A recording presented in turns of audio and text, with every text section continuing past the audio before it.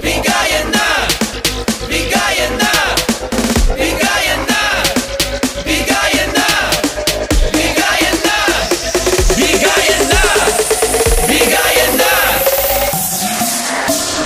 Pwede maasahan at pwede malapitan, kaya matulungan ng mga nahihirapan. huwag kang mag-alala, sama-sama natin ituloy ang laban. San man sulok ng Pilipinas, #1 ang bigayan.